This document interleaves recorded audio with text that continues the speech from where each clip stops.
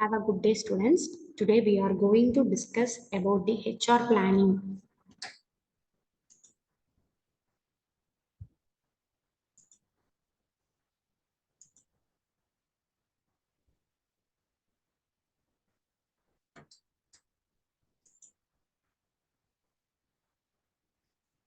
Human resource planning is the first step in the human resource management process. It is the process by which an organization ensures that it has the right number and kind of people at the right place and at the right time capable of effectively and efficiently completing those tasks with the help of the organization to achieve its overall objective. It is nothing but placing a right people at the right time at the right place. It is also known as manpower planning, employment planning, labor planning, and personnel planning. Definition: the human resource planning is the process of finding the right number of people for the right kind of a job at a right time and at the right place by forecasting the organizational demand and the supply of human resources in the near future. Right kind of பீப்புளை right பிளேஸில் சூட்டபிளாக நம்ம வச்சுருந்தோம் அப்படின்னா மட்டும்தான் நம்மளால organisational அப்ஜெக்டிவை கரெக்டாக achieve பண்ண முடியும். அதுக்கு ஹெல்ப்ஃபுல்லாக இருக்கிறது என்னன்னு பார்த்தீங்கன்னா human resource planning. And the objectives of human resource planning are to ensure the human resource planning aids in achieving the overall business objective. It helps in achieving the business objective. And the next point is to optimally use the existing manpower resources. It is nothing but the manpower which we are having is utilized effectively. And the next one is to determine the future human resource needs of the organization. The human resource planning should determine the number of labors and the human resources needed for the next year or for the future period. And the fourth one is to provide the right kind of people at the right time and at the right cost. And the next one is to recruit and retain employees with suitable skills. We should retain our employees who have the suitable skills to achieve the objectives of the business. And to minimize the cost of recruitment and the selection, as we retain the employees for a longer period, it automatically reduces the cost of recruitment and selection. The next one is to cope with the changes in the environment. The human resource planning should be cope with the changes which have occurred in the environment. And the next point is to improve the skills, knowledge, and the abilities of the employees. It should improve the skills and knowledge of the employees by giving a required training. And the next point is to reduce the difficulties caused by non-availability of manpower. As we have planned the future human resource requirement, we can reduce the difficulties caused by non-availability of manpower. Hope you have understand the objectives of human resource planning.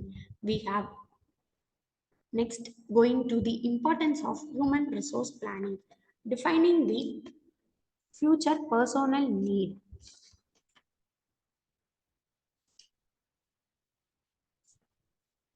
And the next one is coping with the changes and providing base for development talents.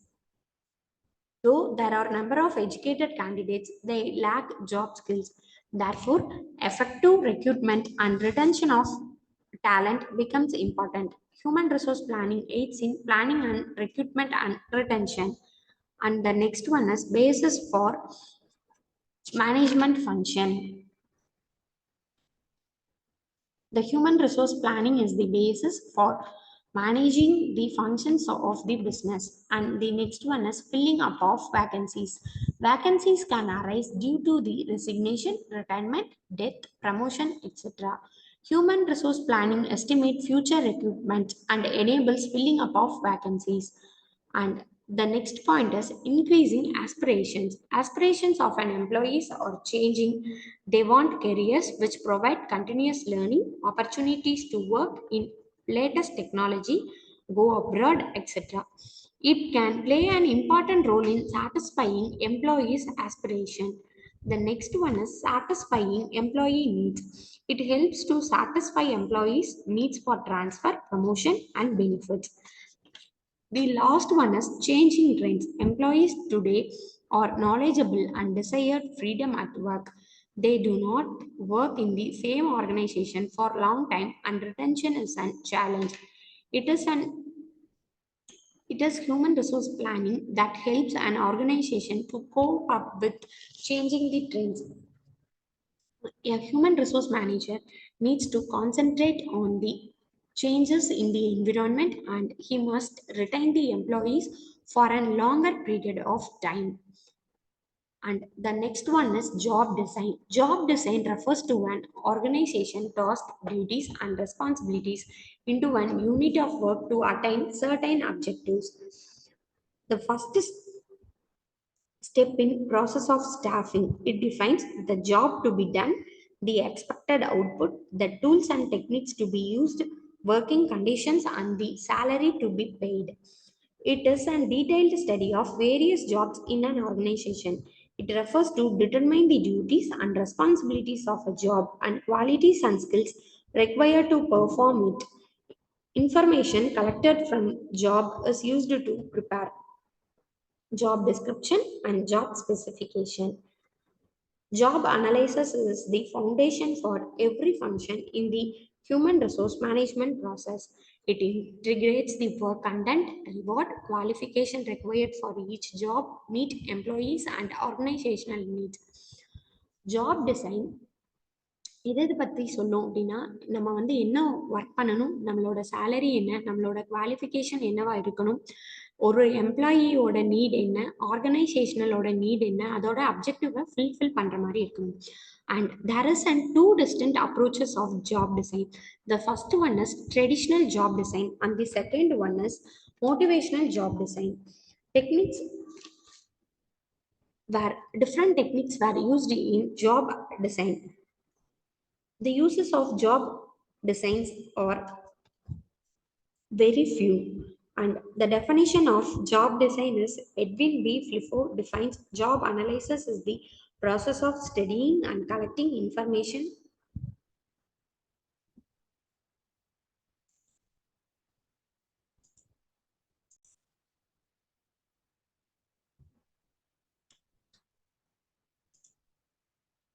and the second thing is the intimate products of this analysis are job description, job specification, etc. Job description means it provides an written record of duties and requirements of a particular job. They are based on the information obtained from job analysis. Job description provides a clear idea of the role and responsibilities of every job. It should define the role of the every employees and the responsibilities he or she must do in the specific job. It provides a clear idea about the job. Clearly written job descriptions enable communication, provided clarity to employees regarding what is expected from them. A job description contains the following: job title, job code, department, activities or tasks to be performed in the job, job responsibilities, working condition, environment at the workplace, machinery and equipment used for job, extent of job supervision received and given, relationship with other jobs. The next one is job specification. Job description is the base for preparing the job specification. It is the list of qualities that the candidate should possess in order to perform the job. Job specification is useful in interviews to match the employee's qualities with the job requirement. ஒரு ஜாப்ல vacancies இருக்கு அப்படின்னா அது அது கூட ஜாபோட qualities என்ன அப்படிங்கிறத match பண்றதுக்காக யூஸ் பண்றது job specification. It helps to decide that the type test to be conducted and the questions to be asked during the selection. It specifies the following personal characteristics. What are the personal characteristics of an employee? This is age, gender, education, job experience, extracurricular activities of a person. The second one is physical characteristics. What do you mean by physical characteristics? Yes, the height, weight, vision, hearing, health, voice, etc. Then the next one is mental characteristics. What do you mean by mental characteristics? General intelligence, memory, judgment, concentrations of an employee are known as the mental characteristics. Last one is social and psychological characteristics. Emotional quotient, flexibility, manners, initiative, drive, creativity, etc. are known as the social and psychological characteristics. And the techniques of job analysis includes interview method, questionnaire method, observation method, record method, panel of experts method, and critical incidents method.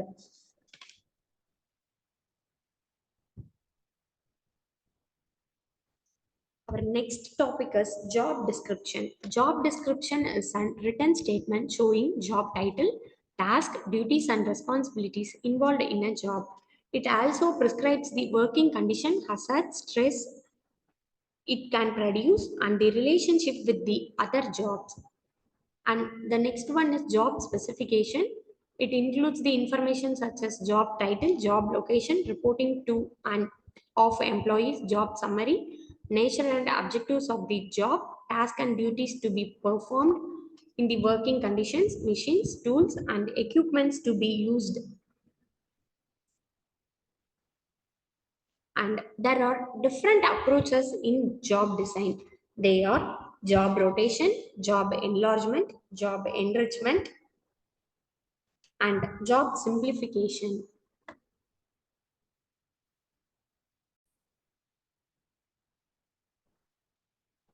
The first one is job rotation. It involves shifting of an employee from one job to another. ஒரு employee ஒரே ஒர்க்கை கண்டினியூஸாக பண்ணிட்டு இருக்காங்க அப்படின்னா அவங்க வந்து absence of மைண்டில் ஒர்க் பண்ணுறதுக்கு சான்சஸ் இருக்கு. So job rotation is very helpful in this. This enables him to become skilled in performing multiple jobs. Through job rotation, an employee understands the relationship between different jobs. It enables multi-skilling of employees and improves organizational flexibility. For example, in a bank, an employee might be placed as a cashier, then moved to the saving section, then to the withdrawal section. So he can develop these skills. Advantages of job rotations are enables multi-skilling, provides an opportunity to broaden one's knowledge, avoiding fraudulent practices, improving organizational flexibility to deal with the absenteeism and turnover, effective training and technique, exposure to different functional areas. The disadvantages of job rotation are frequent interpretation, reduced uniformity in quality, misunderstanding with union members, no changes in job nature. The second one is job enlargement. Job enlargement is nothing but it involves the increasing number of routine tasks performed by an employee. An employee performs many tasks of the same kind. It refers to the increasing scope of the job.